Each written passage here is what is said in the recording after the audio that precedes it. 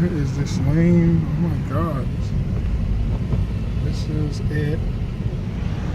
They have torn down that bad boy. Oh my God. Look at all that.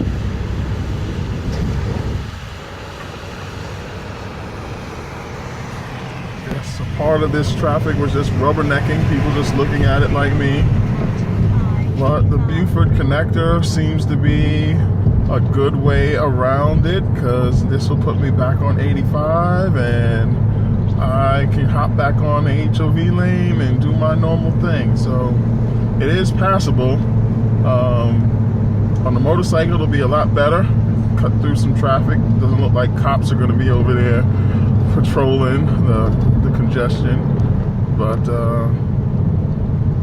smooth sailing from here on.